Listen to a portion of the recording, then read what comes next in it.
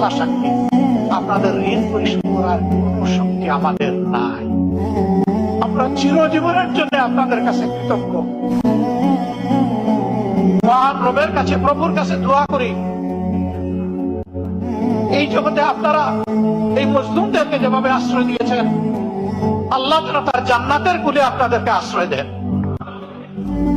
এই যাত্রাপথে বাংলাদেশ জামাত ইসলামী আপনাদের দোয়া, ভালোবাসা পেয়েছে, সমর্থন পেয়েছে, এবং বিশেষ করে 36 জুলাইয়ের পর একটা মজলুম সংগঠনকে যেভাবে আপনারা কুলে তুলে নিয়েছেন, মুখে তুলে নিয়েছেন, হাত বাড়িয়ে নিয়েছেন, আমরা সিম্পলি আপনাদের কাছে চিরজীবনের জন্য।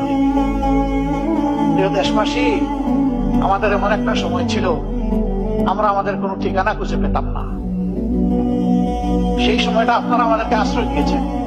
আমাকে একবার রিমান্ডে জিজ্ঞেস করা হলো যে আপনার সর্বশেষ অ্যাড্রেসটা কি একটু বলবেন।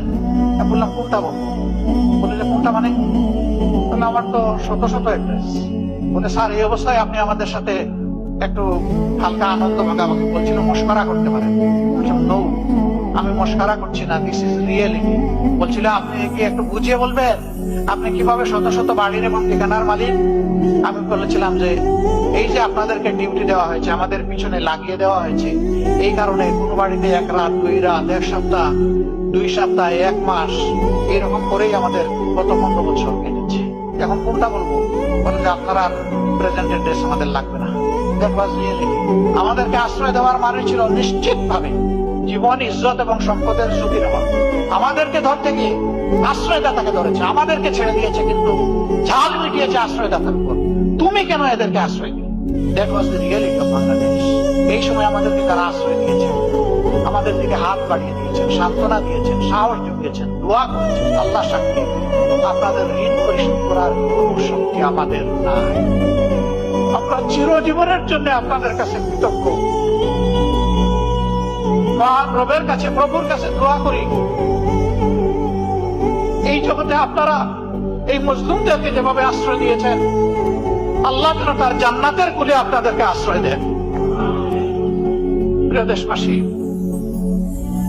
আপনাদের এই ঋণ আমরা পরিশোধ করার জন্য সামান্য চেষ্টা এই দুনিয়ায় চালাতে চাই। যে দুর্নীতি আর দুঃশাসনের কবলে চাপা পড়েছিল প্রিয় বাংলাদেশ, ওই চ্যাপ্টা বাংলাদেশ থেকে আমরা একটু টেনে উঠাতে চাই।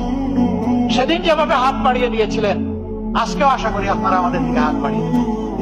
ইনশাআল্লাহ আমরা সবাই মিলে ভালো থাকতে চাই। আমাদের সন্তানদেরকে, আগামীর প্রজন্মকে কথা দিতে চাই, ছেলে হোক মেয়ে হোক, সবার প্রতি আমাদের একই কমিটমেন্ট, আমাদের জীবনের শেষটুকু দিয়ে